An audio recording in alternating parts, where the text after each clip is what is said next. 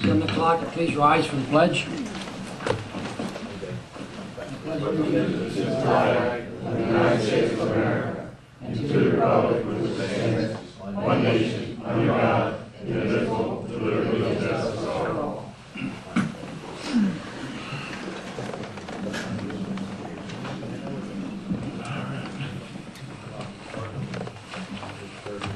Okay, we did finally, Commissioner Gibbons did make a change to the agenda. If you can take note of that we did get that done.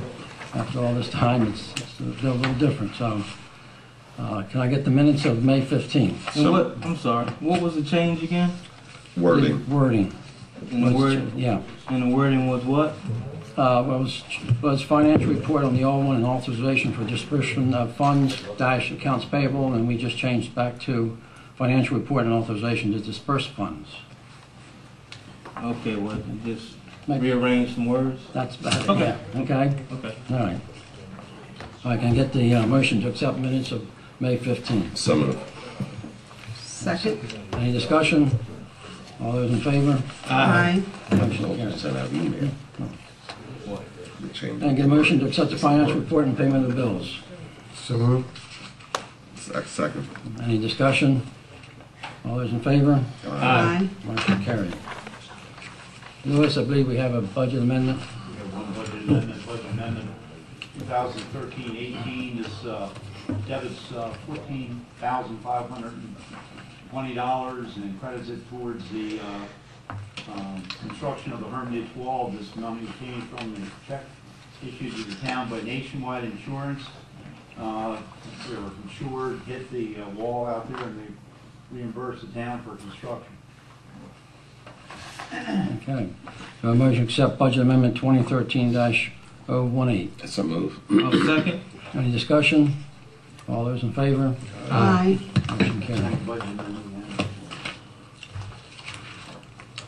Okay, we did have the American Commissioner Scholarships Award, but due to a work schedule, the young lady could not attend tonight, so we will postpone that until our next board meeting. The next thing on the agenda is the ordinance 4-2013 presented for adoption of fiscal year 2014 budget.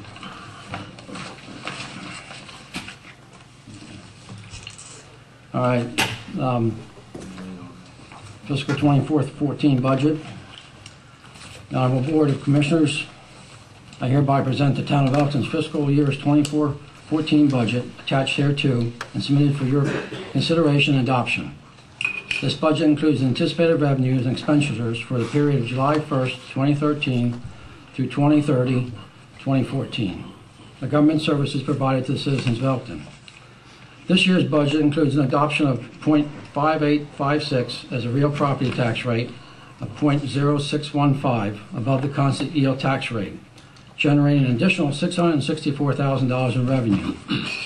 Unfortunately, after 5 consecutive years of adopting the constant yield tax rate, this additional revenue was required in order to continue providing the same level of government services to the citizens and the businesses in the community.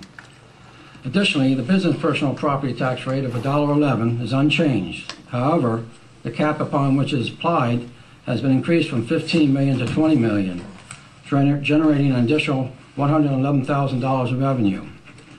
Increase in trash collection fees of $24,000 were necessary to cover the increased operating costs of the town. The overall general fund budget has increased a very modest $97,000 or 0.83%. Revenue in the water and sewer funds have been presented using the same rates as those adopted in November 2012.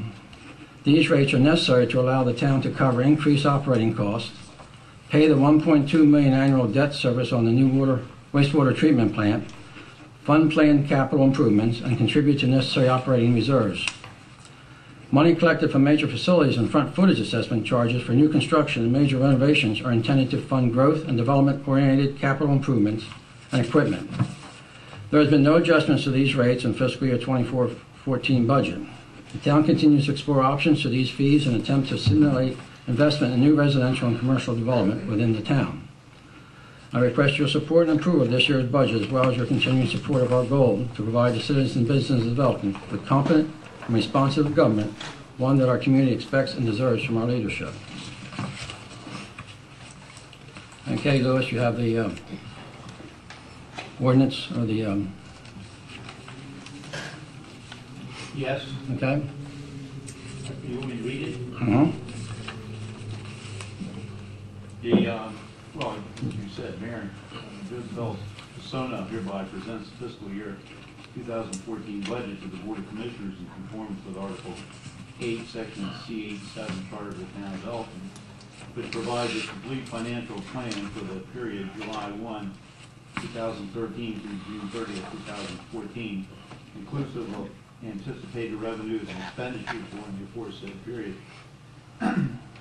Whereas the mayor is required to present an annual budget to the Board of Commissioners for consideration at least 32 days before the beginning of the fiscal year, and whereas the mayor has prepared and hereby presents the attached budget for fiscal year 2014 for consideration by the Board of Commissioners for introduction and adoption as attached here too. This ordinance was introduced on May 15th and is subject to adoption today.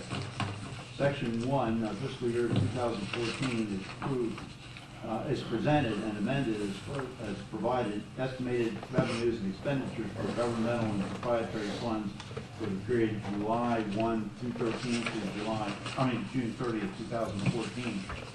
Real property tax rate will be 0.05856, and the personal property tax rate will be $1.11, which has been for many, many years.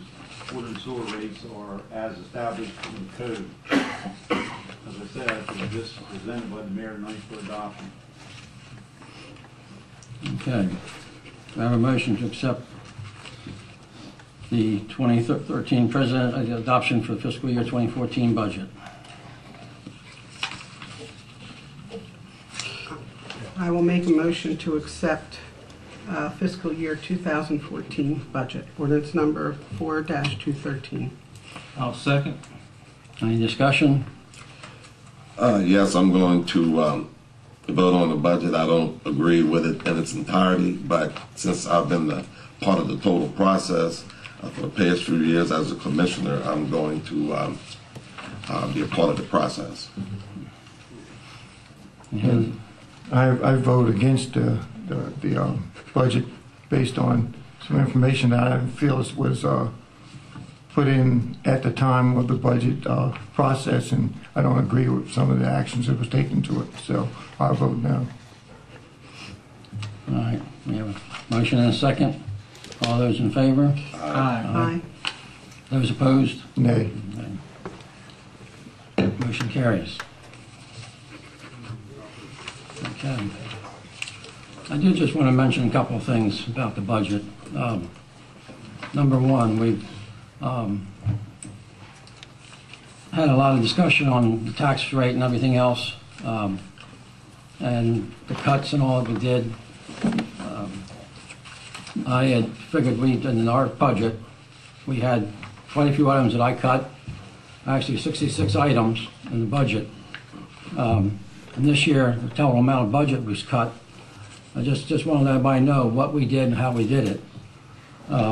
Initial request for total was $12,704,809, or it was $2.6 million over. On 4/22nd, I cut $577,264 from the initial request. On 4/25, I cut an additional $93,220 from the initial request. On 5/3, another additional $293,315 were cut. And the department heads were pretty well cut as well. They didn't get what they wanted. So I did play some hardball with them. Total cuts of the whole budget was $963,799, including $20,000 in Human Resource Department for affirmative action plan and application tracking software, $279,125 in Elkton Police Department for 7 vehicles, $246,000 in the Elkton Police Department for 3 officers and 1 part-time parking enforcement, $15,000 in Building Inspection Department for additional building security, $142,000 in Public Works for 2 trucks, $25,000 in Public Works for 2 Z-Track mowers, $4,525 in the Public Works for 1 metal tube vending thing, and also $7,700 in Parks and Rec. So we did try to get this down as low as we could. I did the best job I could with it, and I appreciate the support of the board. Also, just for general information, I also notified MML just to see where we were at in all the other towns, and we're not the only ones with a problem. Apparently, in the course of from 2009 to 2013, out of 157 municipalities, 111 of them raised taxes. They only left 46 municipalities that did not raise taxes, and that includes us. We did not raise our taxes at that time. So it's just not us that we have, everybody has some problems in their budgets. So just want to clear that up there. Okay. Ordinance 5-2013, floodplain management, presented for adoption. The ordinance was introduced on the 15th and is subject to adoption this evening. And what this ordinance does is completely and entirely replace the current floodplain management ordinance on the books for the town. This was done in conjunction with the revision to the flood rate map and the requirement from the FEMA, Federal Emergency Management Agency, to update our ordinance in compliance with the flood rate maps. Jean's worked, tirelessly on this, and if she has any comments, she can offer them. But essentially, that's what it is.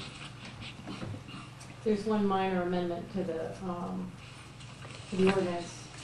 The third whereas refers to the Maryland Department of the Environment as requiring local jurisdictions to update their ordinances. It wasn't MDE, it's the Federal Emergency Management Agency. It should be replaced with FEMA, not MDE. So it's just a minor correction on that. Okay. All right, I have a motion to accept the ordinance 5-2013 floodplain management. So moved. Have a second? Second? Any further discussion? All those in favor? Aye. Motion carried. Okay, Lois. Next ordinance 3-213 amends the chapter 6.04 dogs. The amendments to this section of the town's code primarily dealt with the fact that the town has been awarded through Community Parks and Playgrounds a grant for the development of the dog park in East Meadow Park. And our ordinances would prohibit, in the existing form, would prohibit dogs to be unleashed. So this provides, and other minor changes, the ability for people to utilize this park and allow their dogs to socialize with other dogs. I would recommend that the board adopt ordinance 3-213 as introduced on May 15th, subject to adoption this evening. Okay, do I have a motion to accept ordinance 3-2013? I'll make a Presented for adoption. motion to accept ordinance 3-2013. Do I have a second? Second. Okay. Any further discussion? Yes, I have one comment. Based on us with this dog park with the fencing and everything,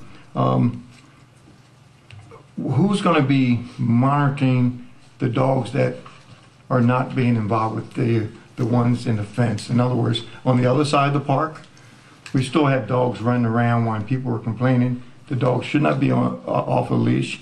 I've had a couple of complaints last week about who's patrolling this or who's controlling this, but there's nobody stopping the dogs from running, even though we're going to put this in place. The question is, if I don't want to use, I don't have a dog, but if I don't want to use the park and I want to walk and I let my dog run, who's going to be monitoring that? That's the question I had before. Enforceable by the police department, as any other laws are. And certainly I agree with Earl, because that was going to be, he stole my thunder.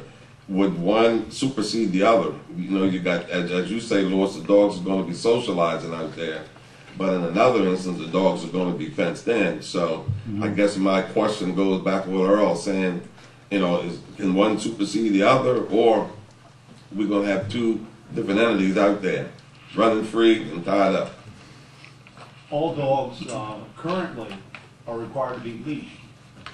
all dogs under the new ordinance will be required to be leashed also unless they're in the dog park. That's the only difference. They're required to be leashed now. And the Elkton Police Department is responsible for enforcement of that. And I understand that part, but now do I have to make a phone call before that takes action? If I'm out there at the park? That's the number one thing. I called, but no one came. That's what people say. I don't know whether that happened or not. If a dog is running loose and a police officer just happens to go by and see the dog, do you think, I mean, unless I get a phone call, I'm going to go in there and say, hey, that dog's unleashed, I'm going to give you a fine? Someone usually has to make a phone call. Am I right or wrong? The call to police services through 911, if you call that, they will send an officer. So, to stop there, if the law's in place, that should take place right there whenever actions is happening. We shouldn't have to make a phone call. That's the point I'm making. If it's going to be, you can't answer a question like that? We're putting something in place for the No, I citizens. can't answer whether an officer drives by and take Okay. action. I can't. No, I want to make sure that this is enforced if we're going to put this on the books. It's already on the book. It's on the books, so I want to make sure it's enforced and put it that way. The only thing I Okay. can tell you is that if you call 911 and report an unleashed dog in a public park, police will respond. What So- about the SPCA? That they notify that, We don't have I mean, somebody can call Wait, them. we're jumping ahead of what I'm asking. I'm asking one question. Does the person have to make the phone call in order for that to be enforced? If we're putting it in law that the dog should not be unleashed, then automatically we're breaking the law if we let the dog loose. So we have to make a phone call, somebody has to make the phone call? That's my point I'm making. Let the citizen know what they have to do in order to make this happen. Any crime that they're committed, that the police are not aware of, have to be made aware of it by a citizen call. There's no automatic dog turned loose, police show up. So that's the only thing I can tell you. Somebody has to make the initial phone call. The dog park They is might not not even be aware of it. The dog park is where you can unleash the dog. Exactly. And anywhere in town, That's it. Anywhere else, unless, I mean, I understand what you're saying, Earl, but you'd have to post a policeman down there during daylight hours to see if the dog's gonna be running in order for not have somebody call. But see, that may not always be the case because I went past on Monday at 7 o'clock and right out the corner, a lady got out, she had a dog, and she let her dog go, the dog was taken off. Well, I'm thinking in my mind that she have a doggy bag in case the dog does his business, but certainly it's a point well taken. The dog was running free. So I don't know how you would enforce it other than what you're saying. But put a police officer out there full time. And No, that's not that possible. ain't gonna be possible. No, you I don't. Well, I don't want to chime in as well too. The question I have is, you know, throughout all this process, and we do get it worked out. Let's say someone does make the phone call, the police come out, they find the issue. What actually happens? Is that person They can fined? issue a civil citation. I'm sorry. Civil citation. Okay, so they'll be fined and so forth. Not necessarily be fine. I wouldn't think. Is this a one strike you're out the second time, or how is that going to work? You'd have to ask law enforcement about that. I know they issued a civil citation.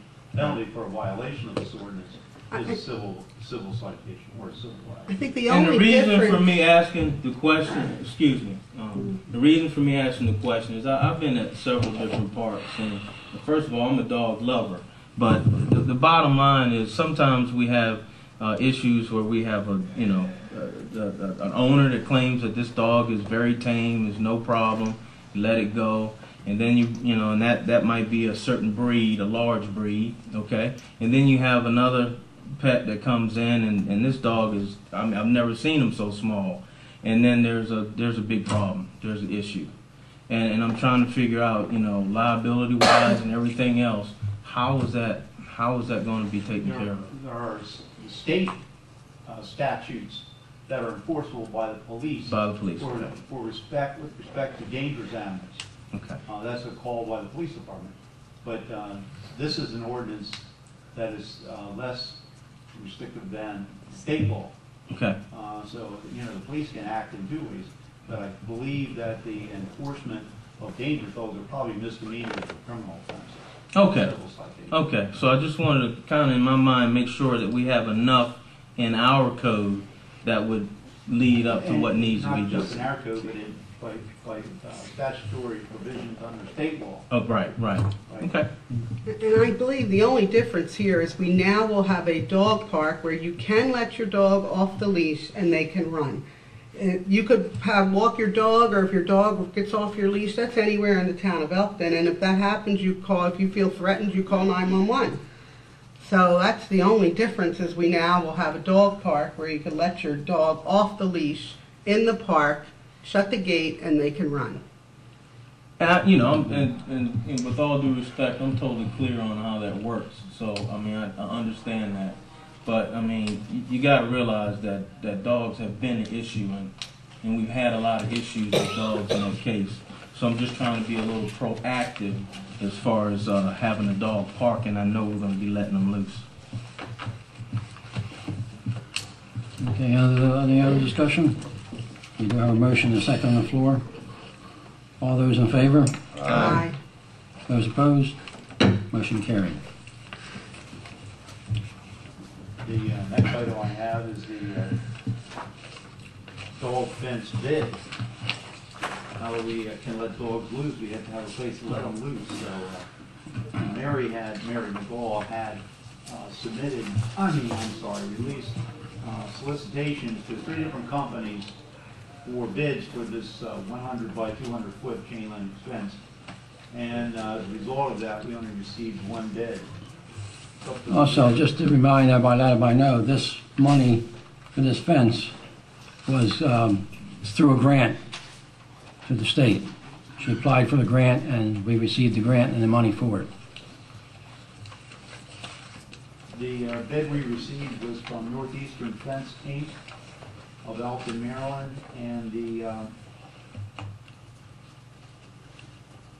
bid is for $12,360, which is well below money available under the grant to purchase this service.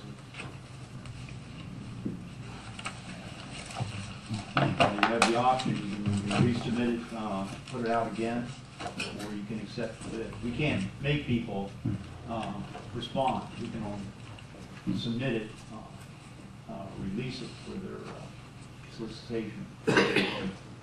Louis, what was the amount of the grant again? $28,000. Wow. And you say the fence is 12,000. Yeah. Now, we've spent 2,000, I believe, 2,000 some for an H&H study. According to Mary's email of this date, we have a balance of $25,596.50 left in the grant. But she will purchase some benches and The other bags, things to right, put the yeah. bags to clean It's out. more than just a bench. She's going to have benches. Signs. Come and sit. Yeah, the dog food bag dispensers and Right. Signs and things like that. Okay, do I have a motion to accept the bid? So move. Second? Any further discussion? All those in favor? Aye. Motion carried.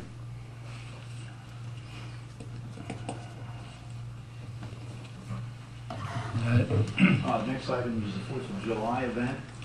I believe the mayor asked that the board discuss that tonight and determine whether they want to proceed with this or not proceed with it. All right, let me just go over this. What I'm proposing basically is that the fireworks, the past 2 years, let's start there. The past 2 years, we were fortunate at going out and gotten some donations. 1 year, we had enough donations to pay for the entire fireworks, the band, and the porta potties. The second year, of course, was a little slimmer, raised about $8,000. So it was a little harder the second year around. And this year, I don't know if any of the commissioners are going out to get any donations or not. I haven't heard of anything. But last year, the fireworks cost us $14,600. The band was $1,500. Porta potties was $452. Police wages was $2,500. And public works wages was $2,288 for a total of $21,340. And we had, it takes 17 officers, and all these officers are off duty, and of course Public Works.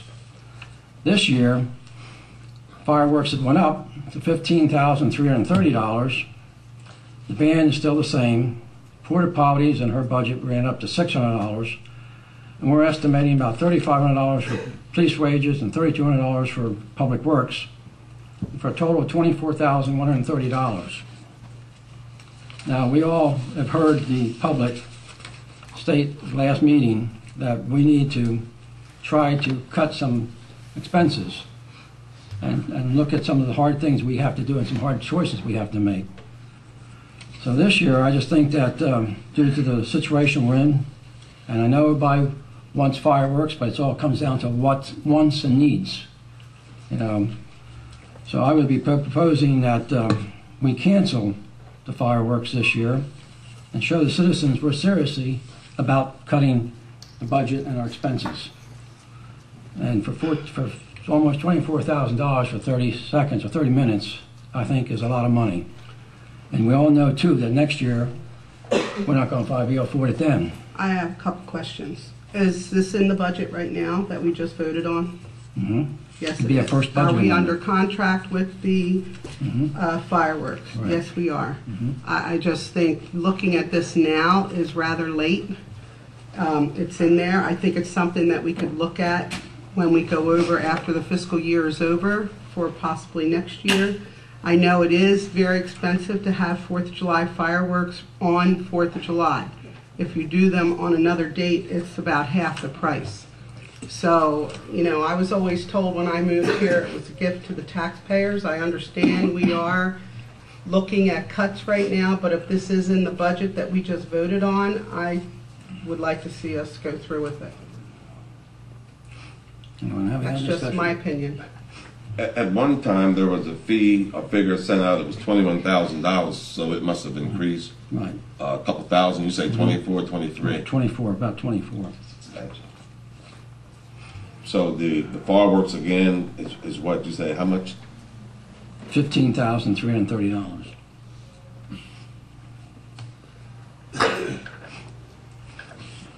So what I'd like to propose is that I propose to entertain a motion that we cancel this year's fireworks. I'll make that motion. Okay. Do I have a second? Do I have a second? Okay. All right. Hearing no second, then I guess, Louis, the fireworks continues. No, I'm just going So we to... have YMCA.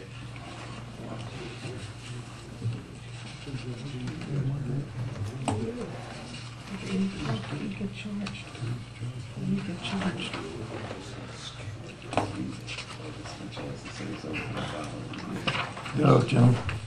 Good evening, Mayor Soda and members of the board. Good evening. You're kind enough to put us on the agenda this evening. We are here before you this evening. The YMCA has negotiated with the Columbia Bank, Mr. Paul Grove is right back there behind us, to refinance their financing that they used in 2000 to construct the YMCA facility. The YMCA facility was financed using economic development bonds that were issued by the county at that time. In order to do the refinancing, they need a bond issuance of about $2,230,000. I believe you all did one last year with the hospital on a refinance. We're asking to do the same thing. The reason we're asking the town to issue the bonds rather than the county is the county has already done some other refinancings, and under IRS regulations, each local government is only allowed to do so much of this in a particular year. The county will be approving this so as to authorize the town to do it. If you would be kind enough to consider doing that, it would save the YMCA a significant amount of interest expense. What we're asking tonight is that you be willing to place it on your agenda, hopefully for a short public hearing and consideration sometime. I would request hopefully in early July. That would give us time to get the public notice out, and then you would make a final decision at that time. I will tell you that the bonds that would be issued are not an obligation of the town, in the sense that the town has no obligation to pay any of the bonds or the interest accruing of the bonds, and the YMCA would be paying whatever charges would be incurred by bond counsel for you to review everything to make sure you're comfortable with how things go forward. That's typically the way all of these particular bond issuances are done, and we would follow that same procedure. The reason why we're asking you to do that is there are, as you know, quite a few residents of the town of Elkton that do make use of the YMCA facility, so it's perfectly acceptable for you to do this if you choose to do that. And I'm certainly not asking you to say yes or no this evening. I'm just asking that we could get it on the agenda for perhaps your first meeting in July, and then at that time we could have a public hearing. You can see if anybody has any concerns and make the decision at that time. And if you have any other questions, I'm more than happy to answer them. This is similar to the one we did something like with the Union Hospital, Lewis. I'm sorry. This is similar to what we did for the Union Hospital. We had a bond, Yes, sir. same thing. Yes, sir. And it's, we still obligated to Union Hospital, right? But I'm the sorry. bond, we're still working with Union Hospital with the bond? Or No, yes, That sir. was done. it's done? Okay, good. That's good. So we start off a new one. Yes. Okay. All right. And we did receive an email saying that you had some sort of an agreement with Artesian to transfer the 4-inch line to the town of Elkton. No. That's got nothing to do with this, but Oh, okay. Okay.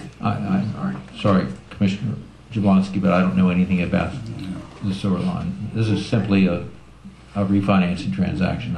Okay. I'm requesting that you place on your agenda for consideration.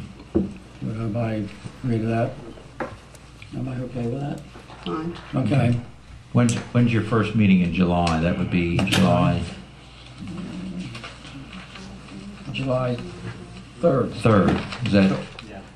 that acceptable? We could get on your agenda for July 3rd. I don't think it would take much more than 5 or 10 minutes, probably. Okay. Okay. Okay, Thank you very much. Thank you. thanks for coming.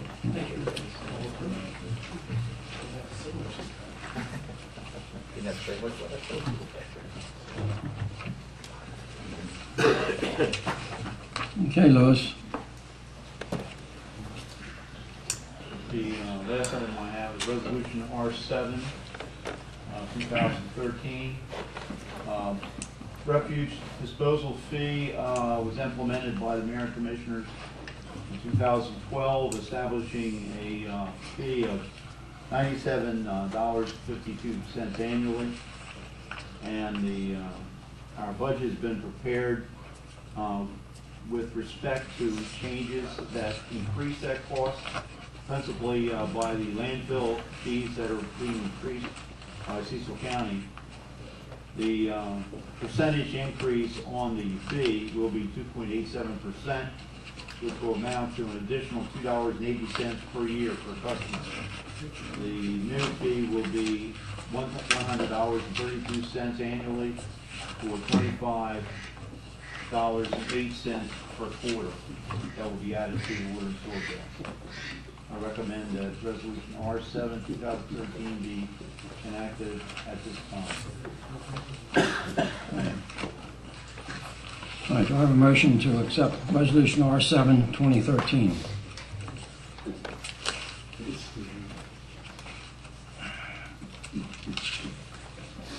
I move that we accept Resolution R7-2013.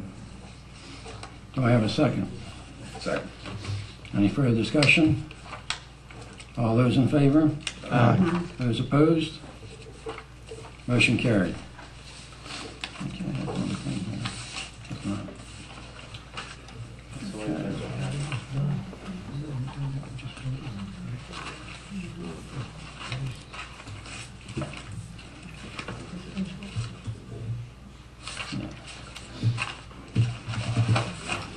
okay. All right, Joe, any old business? I have none. I have no old business. Or anything? I have no business. Commissioner Givens, anything? We talked about putting new meters in. What is the discussion on that so far? Parking meters, Yes. I have not got any prices for installation. Even at on this paper, time. right. Sorry. Hicks? Okay, I have a few things. Just one thing, it's in the budget now, but I just want to let everybody know that if they recall, last year when we made our budget, we usually get $5,000 for the crossing guards. And last year we put it in the budget, and come to find out, the county did not put it in their budget. And they didn't tell us until after the fact. This year, I talked to the county exec about it, and they said they'd put it in the budget. And I just got an email stating that the message is to inform you that the fiscal year 24 budget for Cecil County, Maryland by the County Council on May 21st, 2013 included the $5,000 of funding for the county's contribution towards the crossing guard grant. So we did get it in our budget, and they are coming through this year. So that was good. The other thing I have now is I got a bicycle grant. Put everybody one in front of you. We've been working on this. As you know, all the towns have a bicycle committee. The county has one.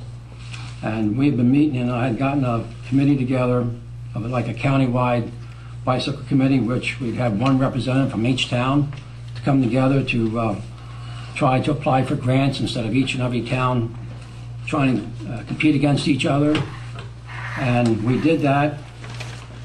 We came up with some good plans and good projects to get, but the grant was due today, and we had to get it out and put it in today.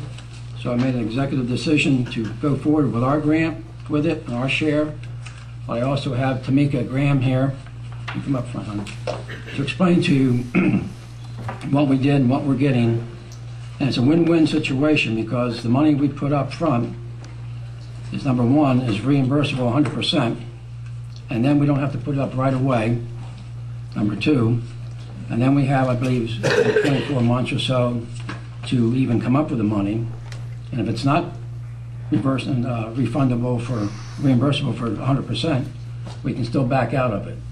So I mean, there's all kinds of options where we can possibly hope to win this thing, and like I said, it's a win-win situation, and Tamika can explain more to you about it. Yeah, that's basically the gist of it. In the 2011 Elkton Bicycle Master Plan that was adopted, the priority recommendations included going after the low-cost, high-impact improvements, and that included bicycle parking, some bicycle signage, and minor things like striping. And Maryland's bicycle program is a great way to implement those low-cost improvements. Governor O'Malley launched the Cycle Maryland initiative back in 2011, and following that, the funding has been available each fiscal year through the Bikeways program, and it's very competitive. And that has 3 categories of eligibility. The one that we've been working with the county and the towns on is in the minor retrofit category. And you can see in the handout that you have in front of you on the second page, it's an overview of the program. The funding is basically available for bicycle improvements that are listed in local bicycle plans, like in Elkton's plan, and also to close the gap on last mile connections. And you'll see in this minor retrofit category that the low-cost improvements that I just mentioned are eligible at 100% for the priority projects. And Elkton, because of your strategic location and some other things that you have going on with the town, you're actually eligible for the 100%, where some municipalities across the state may only be eligible for the 50%. The county, as Mayor Fasona mentioned, has submitted the grant on behalf of the towns. That's basically because it's so competitive. We wanted to eliminate the issue of the town of Elkton competing with Rising Sun or Cecilton. So it's been submitted as a collective grant. The award notices are expected in late August and towards the late August, early September. So you should know by then whether or not the money would be available to you. And there's also, I mean, we're not the only one. There's 7 other towns involved in this, and they all submitted items to go into this grant. All except one town did not respond, but I think that's a good showing that that they all are interested in the bicycle plan that Will Mapco did for all the towns.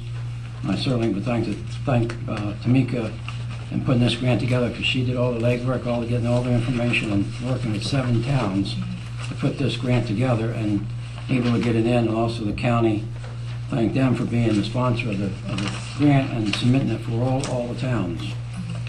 So I don't know if any of you guys have any questions, and I'd just like to get your approval for it. Like I said, it's a win-win. We're not having any money. We can withdraw any time, or actually see what happens and wait and see what happens. I'd just like to thank Tamika for taking the time to put effort into getting the information that we needed for this, and thank you for that. Who decided where the racks were going? Because I see you needed to put a location. We asked each of the municipalities, so these are, I came up with some ideas. I mean, we can change them. No. I was just curious because one of the Northeast Boys and Girls Club has a bicycle rack in there and asked me, which is great because they do ride bikes there, and I know that the town knows that. So I was just curious. Mr. Jablonski, they're identified, the general locations are identified in our bicycle plan. Okay. Thank you. Well, we put in for bicycle signage and install sharrows or the markings on the road, and 8 bicycle racks, and signage posts and signage installation.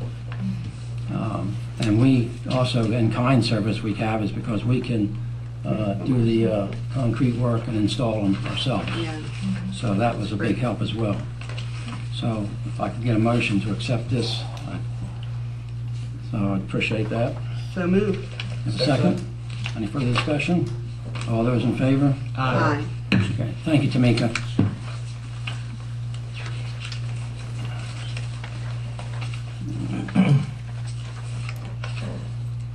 I also, Jeannie is aware of it. Jeannie and I went to the Bay Cabinet meeting at the Donald Brown Center on the WHIP program. It's still in force, but they did finally come up with the situation that it wasn't so much the town's problem as it was the Conowingo Dam. That dam has an awful lot of sediment behind it, and it's a tremendous task, and they don't know how they're going to solve it yet. So, but we're still in it, and I don't know when the time will come, but I think the deadline was, what, 2017? I think it was. Completion of the WIP, 2025. Oh, 2025, okay, but it still was off, but the town, right now, portion of it is 24 million. So, I think they've got to correct the sediment behind the dam before they even start looking at what we got. So, but it was very interesting. And the thing is, I have a meeting with the county executive tomorrow morning with Ken Benner. We all discussed the RAG situation and the problem in the detention center. So she was willing to meet with me and Ken on the situation. We see if we can get some relief or some help from them on that. And Charlie, you asked me last month when we mentioned the fact that George is down. We did get confirmation the other day that the motel is coming down as soon as they get the results of the asbestos test back. They committed to that. The bank is committed to that. But you asked me what we're going to do with R&R. Well, and I told you I was working on it. That was my next project. Well, finally, getting in with Mr. Schwab, we got a letter from him stating to Craig, Mr. Trossel, this will confirm our intention to demolish the structure located at 655 North Bridge Street, Elkton, Maryland. The structure shall be removed to the concrete slab with all excess debris being removed from the site, leaving the site with just a slab and rough grade to allow for adequate drainage. Our current schedule is being equipped, mobilized during the first week of June, and planned projects completed occur on July 15th. And the other day, we just got another email from his crew there that's going to do this. The scheduling for the demo of 655 North Bridge Street is for the week of June 18th. I'm hoping to complete the job within 10 days as long as there's no complications. I would like to do site work walkthrough to let you know my order of operations with the demolition. So there's a second one. RMR will be demolished. So now we will have 2 areas that will be cleaned up. So, Well, I'm glad you brought that up because I was going to bring a similar issue up tonight. You know, we talked about George. It's been there forever. You got a lot of people that travel down the highway to see that. The same thing with RMR. What about a lot of these same properties? Now, if you take that initiative and get that done, then what are we as a board going to get done as some of these other blighted areas right here in the town that we live? I think Craig's on all of them now. Pardon? I think Craig Trossel is on all of them now with letters and And you know, that words point's that we fine, but discussed. certainly if you sit here on the board and you be elected, somebody needs to be telling us what's going on. You know, your points won't take him, Mary Jo, that he's working on it, but, you know, he works for us. I guess you would say that then, you know, sometime an email or something, commissioners, we're doing this and we're doing that. I mean, we're all supposed to be in this family together, I think, from top to bottom. And certainly we don't need to get pieces here and pieces there. That makes sense? Yep, absolutely. well, also, we could be the eyes too. I know there's a lot of blighted property, but we need to probably help him and show him and let him know where some of it is. And I've seen a lot of it myself. We've talked about that over many years. And I'm not being critical of just what you're doing, but I mean, if you can take care of the highway, what about riding through town and some of the things you see every day and it just sits there? And people say, well, when are you going to do something about that? When are you going to do something about that? Now, that's down, so now what? We got a pretty sight. But in the meantime, you still ride around other places, you see the same thing over and over. Mr. Hicks, you ought to know that. You worked in that position and you've seen what we have here. I got to tell you, you know, I'm impressed with the activities that's happened recently. And look, going forward, I'm not going to complain about it, and I'm not going to ask a whole lot of questions. I just wish it to continue. So whatever we're doing, we've done something different. No. You want it to continue, but you've got to make that effort for it to continue. I think the total group had a concern, and you heard from other people in the towns about RMR and other places. They're down now. We still have to live here. I think that makes sense. No, I'm with you. I just don't understand the bickering right now. It's not bickering. It's not bickering. Don't misunderstand that. I can understand that months and months and years ago, but right now we actually have an action and things are being done. So I think we ought to applaud the It was being done because we put our thumb on RMR and we put our thumb on George, and it went down. Now we don't have our fingers on our thumbs on nothing now until somebody or some Joe Blow come up and say, "What about that building over there? What are you going to do about it?" I think my point's understood. Yeah, you know, I think we had a little bit more than thumbs involved. We had fires. We had No, you did not. We had a lot of different things going on that led to a good outcome. So Just be on a positive note. I understand what you're saying, Mr. Hicks and Mr. Gibbons. What we need to do is refer back to that list that we generated probably 2 years ago. It's a list that had at least, I think, was 40 different sites on there. We need to refer back to that and just go down the list and see what else is needed to be addressed.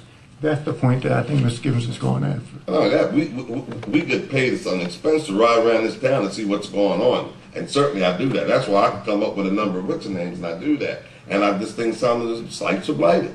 You know, many times people come in the Board of Education, they go through Stockton Street, and you know, people's house is going to be where it is, and your home is what it is. But that's not always the best decision. If something's not going right, then you do something about it. I mean, I can go on and on and on and on. But I hope my point gets some understanding someplace. Right, but you're talking about like foreclosure buildings or houses or rental properties or Improvement of appearance, and that'll settle all of that. Okay, that's a good way to put it. All right, we can certainly do that since we're kind of on a roll, so to speak. Maybe we can just keep going. Okay, that's the only thing I have. Mary Jo, new business I have no new business. or anything? I have no new business. I have none. Anything? I just have just a couple of comments. As far as the budget, again, I'm real pleased with the forward moving action of the board as far as taking a very intense look at improving the revenues for the town. And I think, we should definitely keep moving in that direction. And with that said, looking at the parks, now it's prime time. The parks are being used, the pavilions are being used, and even the market that we have. So I think we ought to really take a look at that area critically and see how we can make some improvements there that would attract more people to use the parks and use the pavilions, even to the point where if there's some room, we can build some more pavilions that would generate some more revenue for the town, and as well as expanding that market that we have. I just think that should be for consideration. So beyond this point, and you're going to have trouble with your next year's budget. I won't, trouble's a bad word. It's going to be critical. So, and we have from this point to next year, 24 more meetings, 12 more workshops. So at what point and what time do we as a collective group sit down and talk about cost-cutting measures? For such a thing, you look at overtime, where you get paid, sometimes that could be a comp time or something like that, saving money. That's what I'm saying. What are we going to do from now until the point next year? I did request a workshop right after all the numbers closed from this fiscal year, so we could see exactly where we at and have something to work with. I requested that when we were having one of the workshops for the budget meeting, and I think that's where we definitely need to start to see the real numbers that took place this year. We won't have them till June 30th sober. And I concur, because at that time we can sit down collectively as a board and develop a plan. Exactly. So I concur with that. Well, And Mary Jo's always talked about sitting down and having a plan moving towards the future. And for a second note on that, I would like to see a board meeting or workshop set up, maybe bring some developers in and ask what exactly we need to work with them to make things happen a little easier so we can start to generate some revenue in the town, because if the town stays idle, we're not going to make no extra income, no revenue, anything. It's going to be the same way next year. So we've got to start doing something to invite or bring more businesses into the town of Elkton.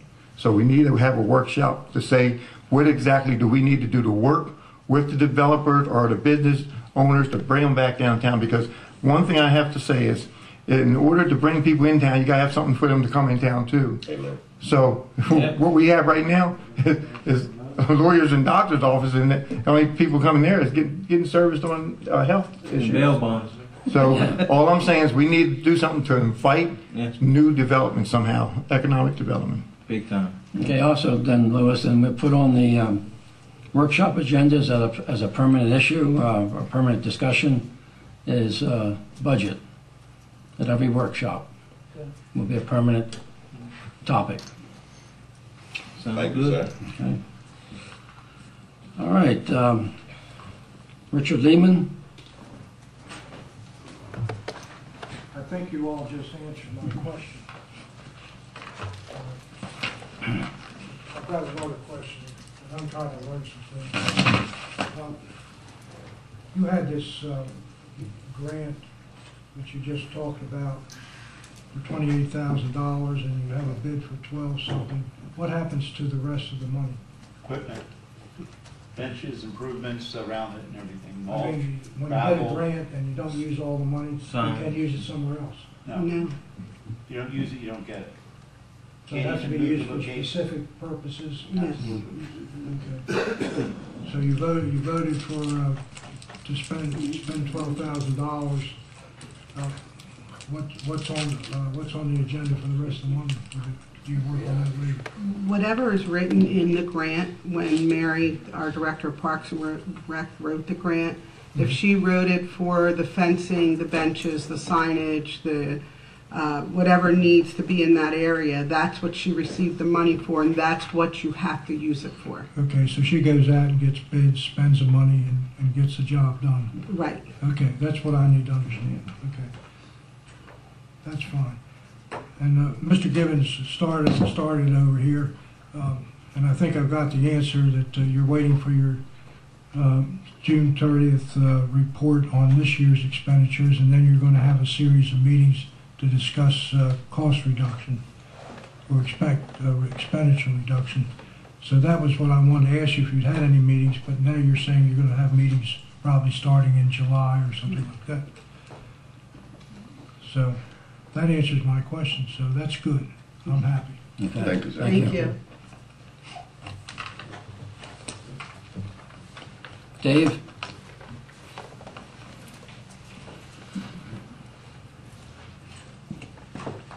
Good evening. Good evening. Dave Fordyce, 115 Osage Street, behind American Home and Hardware. First of all, I want to say thank you to Mr. George for getting back to me with the written responses I requested the last time I was here. I came in here with 4 items, and listening to you guys, it's now about 8 or 10. So I'll try and get through a few of them anyway. First thing is George's. I was going to say that what I have seen was a good start, and I was going to recommend to you guys that the rest of it be torn down, and I'm aware of the asbestos issue. I am very heartened to see that that in fact is going to take place. Second issue, on my street there was a request. I got to meet some of my neighbors that I had not met before up the street, and they said that they had initiated a speed bump request on Osage Street, and there was a black box that was put on a telephone pole to measure speeds for about 2 weeks, maybe 3, and they received an email saying that the town had denied the request based on the speeds measured. Well, I'm here to tell you I live on the street, and it may not be every week, but it's often enough, and I have seen it with my own eyes, that people go through there like 40 miles an hour, and you have kids that live on the street and play in the street. I would respectfully request that you guys consider revisiting that decision. Third issue is we have a lot of traffic coming over from Hollingsworth Manor and from the West End Gardens Hotel, etc., through the woods up my street. A lot of that is not good traffic. I was also told by my neighbors that there was a proposal to put a fence in there to help cut down on that traffic, and the town denied it. I would respectfully request that you folks can reconsider that. I think if you want people like me, and I will tell you I am middle class, probably you would classify me as upper middle class if you want me part of your tax base, that I'm about improving my neighborhood.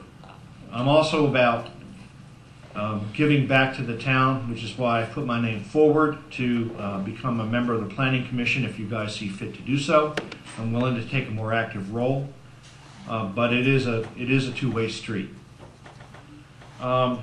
Fourth item is signage across from my house, as I believe I raised last time. I found out since we met last time that the ownership of the land has changed from American Home and Hardware to Mrs. Shue's, Dr. Shue's husband. I don't know what the procedures are, or if you guys are able to request that the signage be repaired, updated with a private landowner. I don't know how that works, but it is an issue, and I respectfully request that you guys consider something about that. Could you just repeat that again? I mean, yeah, across from my street, there is a retaining. No, as far as ownership. What I understand is that American Home and Hardware had owned the land that bumps up against that concrete retaining wall. Mm-hmm. We had 3 signs put in last year. Right. Yeah. The wind has torn one in half. A whole second sign is gone, complete with the stake that it was mounted to. You're talking about the metal signs that are there? Yes, that's correct. Some of it is due to weather, and some of it is due to vandalism. But the point is that what was there last year is less than 50% there this year, and I'm requesting for replenishment of the signage. You're talking about the signage on the wall or up on where they're at now? This is where they're at now. Yeah, they're on this side. The wall's on this side. There were 3 signs and posts.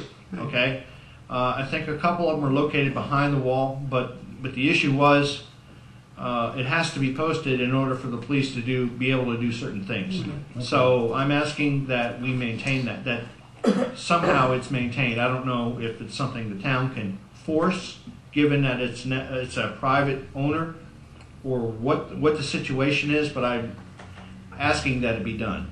Okay. Okay.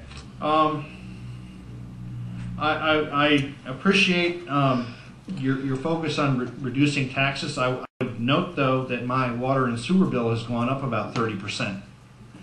And I'm paying attention to other costs that I have, such as my cable bill, which lists that the town of Elkton is the franchisor. So, you know, I have money, but I'm not made of money. So I'm paying attention to my costs, and I will be in here talking to you guys about that. Because it not only affects me, I'm sure there's lots of other people in the same boat I am. And with respect to the issue with fireworks, I appreciate the 4th of July. I'm as patriotic as the next guy, probably more so. $24,000 is a lot of money. I don't care if it's in the budget or not. I don't care if it's contracted or not. It's not a good expenditure of money given the times we're in. Please revisit that decision. I had a question on bicycle lanes. I think the lady was talking about putting in markings for bicycle lanes. Does that take away from the size of the traffic lanes that you have on the road? You know, go ahead. No, not at all. We actually recommended a share which is a shared lane marking. So it wouldn't be a bicycle lane, a traditional bicycle lane. Okay. It's basically a pavement marking that indicates to motorists that bicycles will be sharing the lane. Okay, thank you. Okay, that problem's moved then. That's the other thing I noted, that there was an ordinance passed tonight that said that the presented budget has to have 32 days. Well, tonight's the first night that I have it. I note that today is June 5th, and if you're looking at a July 1st start date for the next budget, that's 25 days, not 32. No, that's wrong. 32 days is when it's presented to the board, not when it's adopted. Okay. Adopted as of July 1st each year. Okay. That's when What it is the gets presented. procedure? Is this available online? And when is it available online? Yes. When? The proposed budget was placed online, would have been, it was first introduced at the May 15th meeting. And it Okay. was placed right about that time. Is there some kind of public notice that's posted? Because I missed it. We do place the notice in the newspaper, not the entire budget. And Okay. then we place it online, that it's available online. Okay, well, we'll chalk this up to a learning experience then. All right. Well, thank you very much. Thank you. With all due respect, that firework issue, we're only 30 days away. And even if we were to cancel a contract now, we would still owe the money. So I'm just letting everyone know that. Pulling back now, you contracted something almost a year ago, or close to a year, because they already put their stuff in place for 4th of July. Okay. So that would be a waste. We're now a year away from 2015. Okay, right? but I'm just letting you know that even if we pulled back from this year, it would be a waste of money. I understand the train has left the station on 2014. For 2015, I think we need to consider it. Okay, I'm just letting you know that. Thank you. Yeah, I got it. Thank you very much. Thank you.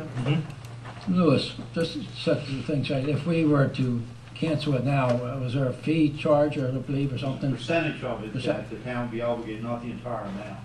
It's a percentage of it. I think it's about 34,000 compared to 24,000. And we do still have time to solicit help and donations. One more thing, if I could. With respect to blighted properties and the discussion I heard just before it became public comment time, I think last time I was in here, I said, Cecil Bank owns George's. Why don't you have Cecil Bank come in here and tell you what they're going to do with the property? In a more general way, if you have blighted properties, I can go to SDAT online and find out who owns them. Why not have them come in here? Is there a way, and I don't know if there's a civil equivalent of a summons, if you can have them come in and talk to you about what they're going to do with the property? There was an actual ordinance kind of proposed. Well, we didn't actually propose it. You could invite them here if you have no compelling authority. Okay, is there an ordinance that says that you have to upkeep your properties? I know there's one for like keeping your grass a certain height and things like that. Property maintenance code. Yeah. So you could cite that ordinance and say, we're paying attention, why don't you come in and talk to us? Yeah, and there's an ordinance. There are ordinances out there, vacant property ordinances, whereas part of that process, it requires the owner to present a plan. Okay. Is that part of the town code now? No, we never got that far. We did look at the vacant property ordinance, but it never went. Okay, I would respectfully request that you guys take that up again. I think it's needed. I think it's more than just improving the appearance. It's also the functional use of the building. So please consider it. There are things in our code, if you look through it, that will say, and that's how we are going after these blighted areas now. With George's, with RMR, saying it was not a structure, or it was not a building now because the roof is gone, it is considered just a structure. I don't have my wording exact, but there are things in the code that we're looking at now, and that's what the letters are going out for, and that's how they're getting down to this. I think this is going to be a part of an integrated plan on how you attract business here. Right. Yeah, absolutely. With all due respect to what Commissioner Jablonski said, I mean, I worked the position for almost 5 years, so I know exactly what goes on and what it takes. And the reason why we're able to move so quickly right now is because of the actual deteriorated. It's become public health. Exactly. No and we don't want to wait 15, 20 years for that to happen to anything else. So, I mean, I kind of agree with you. I think, this is just my opinion, we need to have something in place. Okay, so I would recommend that you guys consider, maybe it's a separate public meeting, I don't know, maybe it's a part of your bi-weekly meeting here of notifying owners to come in and talk about what they're going to do. Maybe they can tell you that, no, I can't afford to do it, and maybe there needs to be another plan in place. But, you know, we all have a stake because we all live here. Yeah, but my thinking when I brought that up was not just commercial. We talk commercial / residential. Right. So I'm just no. Listen to what I'm saying. I'm just saying I hope we're all on the same page when we talk about the terminology. That's all I'm saying. Vacant properties. Yeah, I'm talking about, you drive around Elkton and you see what's going on. So it doesn't matter to me if it's commercial or residential. Okay. What matters to me if it's vacant, if it's run down, if people are squatting in it, you know, lighting fires in it, whatever. Comes blood. Thank you. Thank you, sir. Anthony Bernard.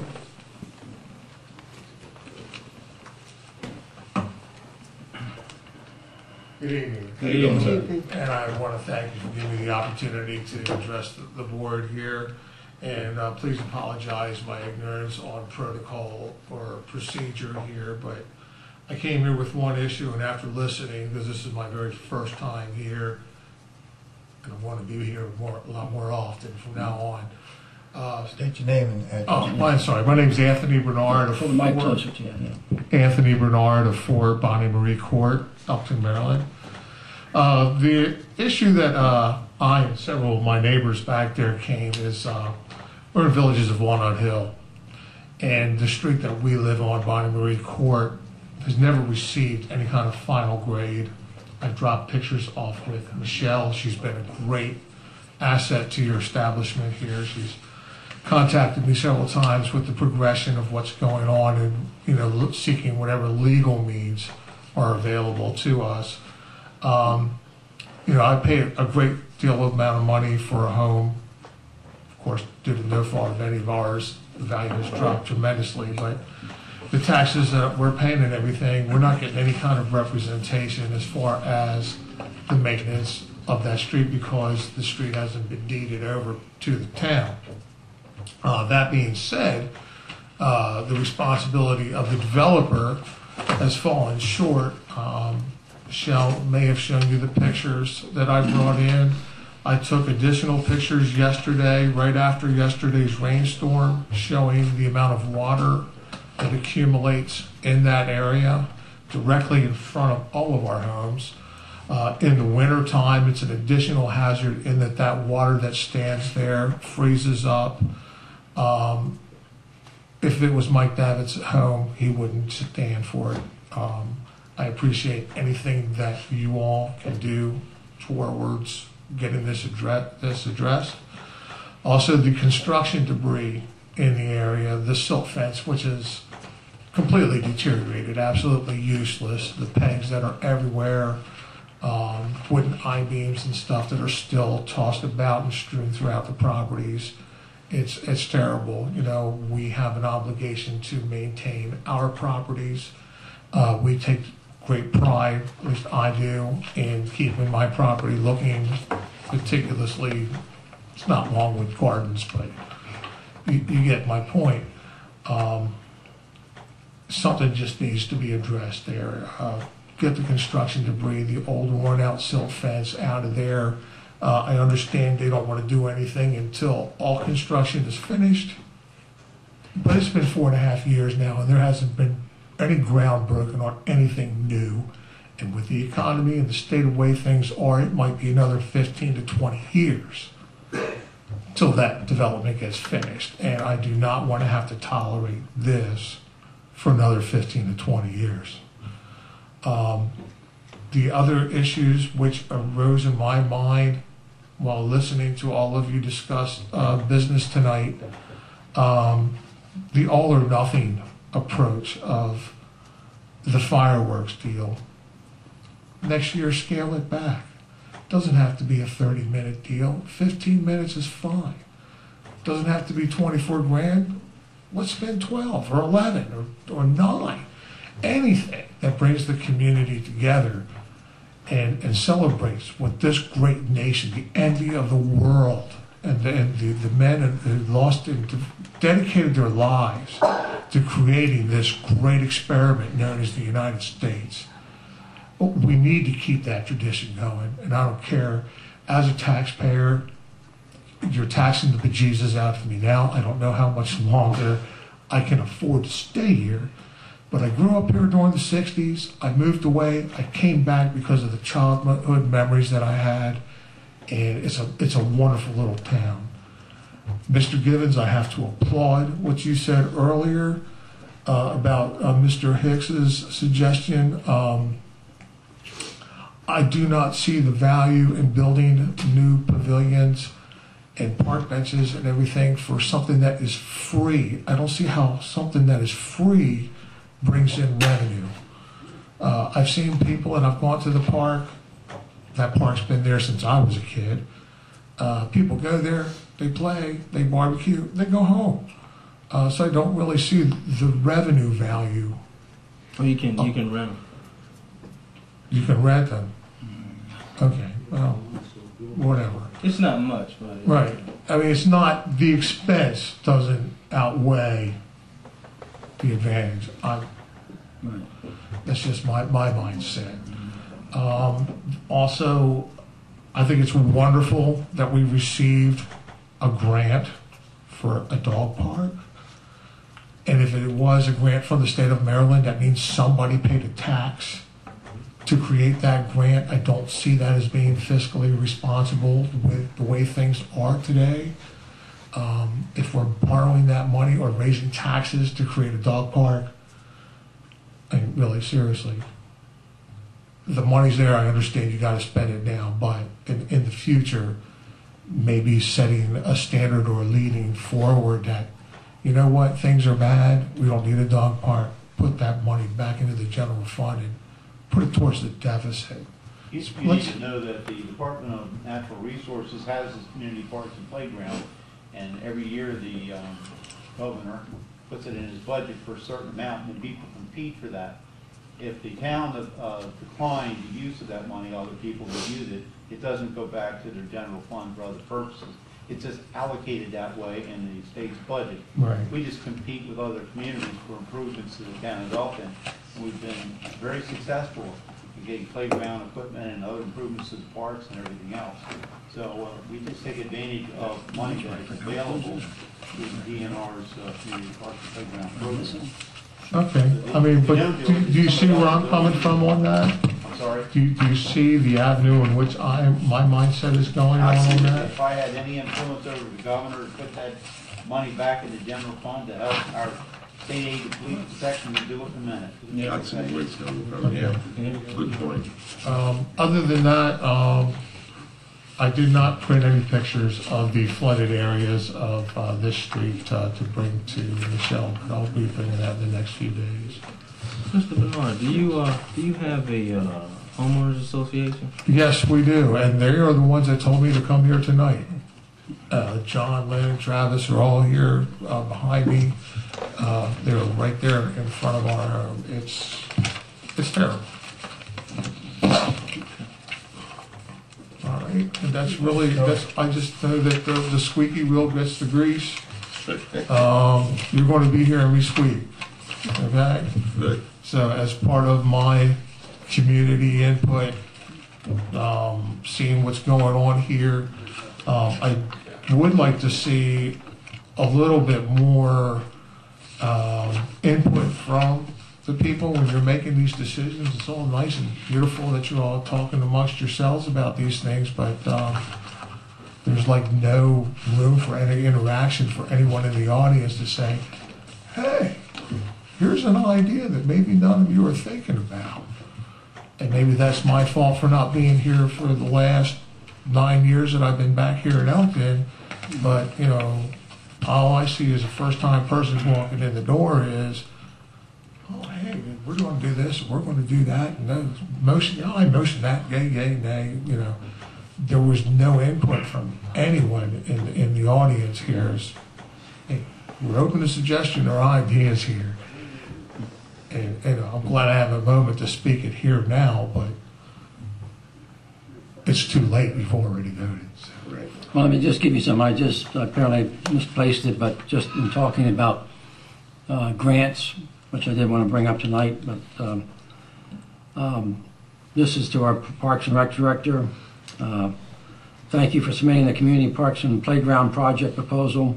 The project below has been included in the fiscal 24 Maryland Executive Budget. This project is subject to funding by the bonds, therefore reimbursement will be based on the Board of Public Works approval.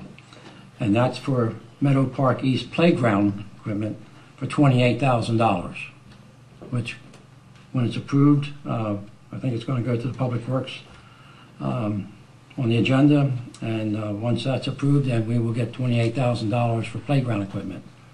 And that certainly would go a long ways to help us improve our playground equipment. Oh, I understand that completely, but somewhere, maybe I need to start attending some state, meetings like this. When I was a kid here growing up in the 60s, police car, and this was in the 60s, police cars were still from the 50s. The public works were using trucks that were built in the 50s. I mean, things lasted a long time, and it was cool. And now it's like, well, we need this and we need that. And I appreciate your, cutting back on spending and doing cuts where you feel there's probably a lot more other things that could be cut that really seriously. I played in my own backyards and I played in my neighbors' backyards, and it wasn't a great big deal. In fact, we probably bonded most of those kids I'm still good friends with today. That's all I can say. Thank you. Thank you for the opportunity to address you. Thank you. Okay, hearing nothing else, does the board have anything else? I asked a question. I asked Mr. Gibbons, I brought it before the board a while back about graduation night on Gilpin Avenue. I've got some, it doesn't affect me because I'm on the corner. I can drive directly on the Walnut Lane. But there's neighbors of mine that are elderly, and one particular neighbor right now is in a wheelchair that it's not very good condition. They park on both sides of the streets in opposite directions, and it's, well, Charlie knows what I'm talking about. It's gridlock. Is there any way, it's just a suggestion, because it doesn't affect me, but it affects my neighbor. From James Street to Walnut Lane on Gilpin Avenue, one night a year, graduation night, make it a one-way street. From James Street to Walnut Lane. That way the traffic flows out to the traffic light and people can get in and out. James, That's a good suggestion. And, I brought that up last year. that's a good suggestion because, just like you said, there's no one, once you come down your road you still gotta come out on James Street, and it's like, it's chaos, but that's a good, Gilpin on my end is only 17 feet wide, that's all it is. You got cars parked on both sides, you can't go in any direction. Yeah. you think? Okay, graduation's what, this weekend, Charlie? It is Friday, yes. Friday. Friday at 6 o'clock. Yeah. And that, We have a discussion about it, because I don't wanna put nobody on the spot here. We have a discussion about it, if you don't mind, Mr. Murray. You did what? We'll have a discussion about it, because right now I'm trying to resolve it right now. It's not gonna be, something I don't think. I brought it up last year, and it's, you know, when you bring these things up, and it just seems like it just floats away, that's the end of it. I understand, Like I say, but it doesn't affect me, but it affects some elderly people living on my street. I'm not being negative, not being, I'm saying that I can't throw something out there right now and get an answer. I promise that we, the board, will bring it up as a discussion and talk to the legal part of it, because I don't know who's got to do what. That's what my point is, I'm What saying. we're talking about. If graduation's this Friday, when are you gonna discuss it? Chief, is it possible to do that? With just, Possible to do anything on the With- streets that you control. and we control that street, correct? So can we, Police there. Set walls. You can't just turn it around as far as the street. You have to have people there Officers. directing the traffic. yeah. Because I know exactly, I think we all do know what he's talking about. If they do this, could they notify the school to put it out on their, whatever blog that they have to the students and so forth, that this is what's gonna happen one night a week? That's certainly possible, because the principal has that right to make the, I forget the call, but he can call every parent that would be associated and the students with the graduation, if it is possible. Like I said, I don't know, but yeah, he can make that communication. Well, you would still have to have, I know that. yeah, you still have to have, police outside. Well, that might be over time for the police to be worthwhile. all right, then we'd have to check with the police, get with the chief and see if we can kind of maneuver this and see how we It's not up can. to me to do it, it's up to you guys. No, that's what I'm saying, that's what I'm saying, we're trying to get with the police. You have the authority. No, we'll get with chief and see. If it's possible, we can do it. Another thing, when you had the public hearing on the budget, we were allowed 5 minutes each to speak. I got to page 2, because I'd ask a question, you didn't know the answer, had to go to Mr. Repole to give me the answer. By the time I got done, I didn't get to page 2.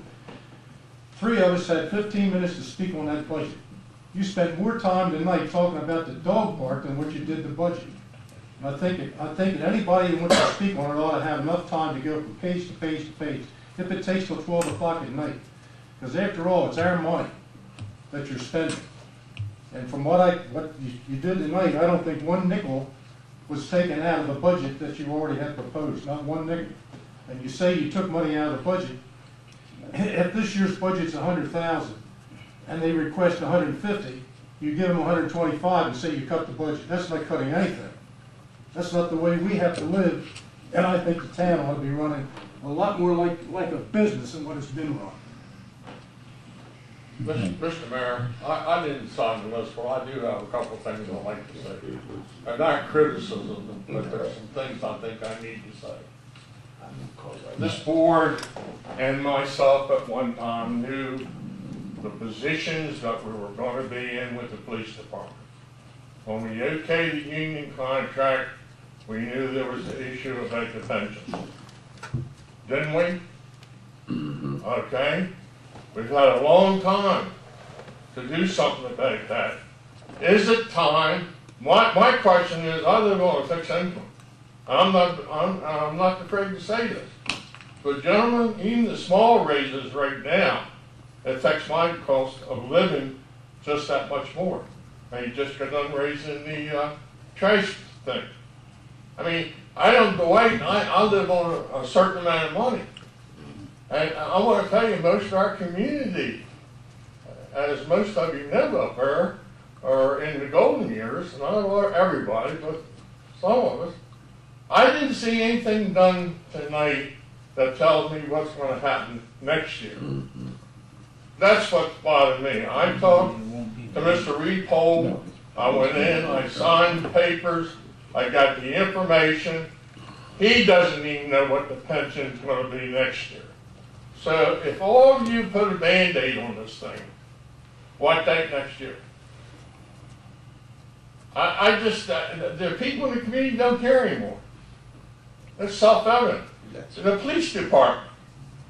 We've never had a police department that had $302,000 worth of overtime, chief, and $20-some thousand more for clerk typists overtime. Now, is this a freebie for everybody? Mr. Mayor, you had told us before you had looked, told me that you had looked for other agencies maybe to take over the Elkton Police Department. Has it come to that time? Can we afford the union? Can our community afford the union? I was the only one out of the two of you that voted no for the union. And I'm not here criticizing. I don't want you to think I'm criticizing you. But let me tell you something. Freeze the wages. Cut the overtime. That's two things you can do right there. Or trickle the overtime down that Mr. George has to handle it. But I think the police department works for the town. Am I right or wrong? I don't think so. You talk to most people in the police department runs you guys. I'm being very, very serious here. You just said you cut $987,000 out of the working budget. You and the board. Gee, was that much fat in there? I'll leave that with you because it's scary to me.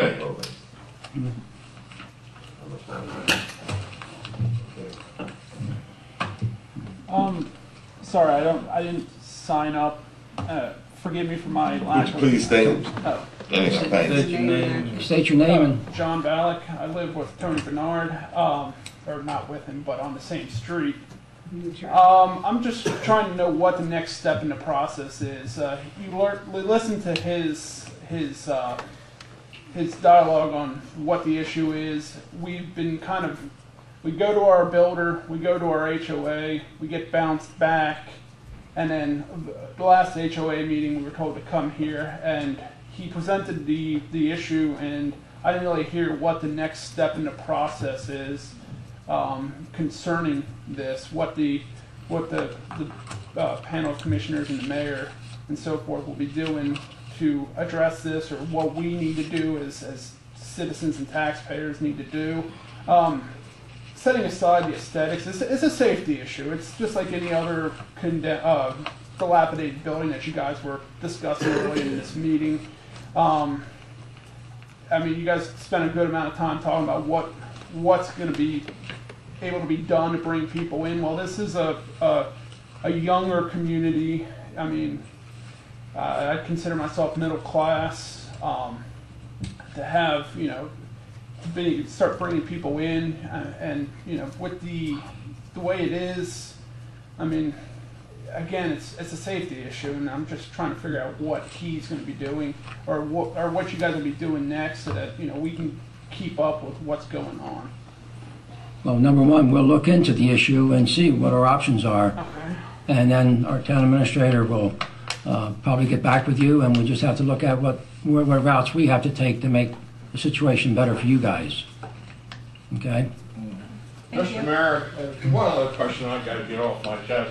I haven't been coming to meetings because I got too much mouth, I'll be honest with you. But it does bother me that we're talking about drilling another well down at the old home site, Lanning Lane. Well, we have a well in place, and we haven't got a drop of water out, but yet we got $300,000 to $400,000 of public fund money in that well. That project started when I first come on the board. Now this is what, 4 years later? I mean, 8 years, 10 years later, and Mr. Snyder's never moved off that property. Never moved off the well. The well was supposed to be donated back to the town, designated to the town. And now we're looking at $187,000 more for another well? Something just don't add up here. It really doesn't. And one other thing, what is the idea of putting any more money downtown. I might as well get that off my chest. We have spent over $1 million some dollars for the downtown program.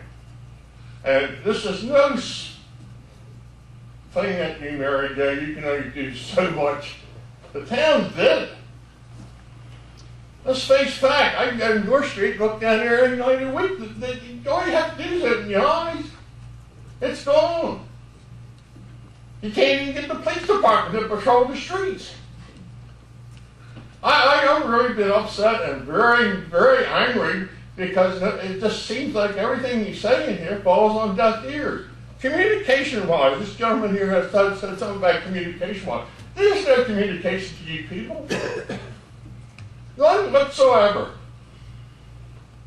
You don't want to hear us? I'm a taxpayer. I pay all your salaries in here, every one of them. And you have responsibilities. But Joe, what about Bruce Snyder? What about that well right there? You're the one that initiated that. I voted on it the first night I was in office. Still sitting there. I voted against the 50,000 to add additional piping to it. And I still don't understand the Artesian contract. Never will. And now the state is saying we have to have another source. I don't have any more pocket money with it. I don't think too many people in here do. And then in this, if just saying the pension, and the officers get a pension in 20 years or 25 years, this is the problem. You mentioned it tonight. The problem throughout the state is with most of the police agencies and the unions. I like everybody to make a decent wage. For the sergeant, $81,500. Have you ever made that kind of money, Joe? I haven't. You have 4 lieutenants. You got an assistant chief and a chief. A little top heavy, isn't it?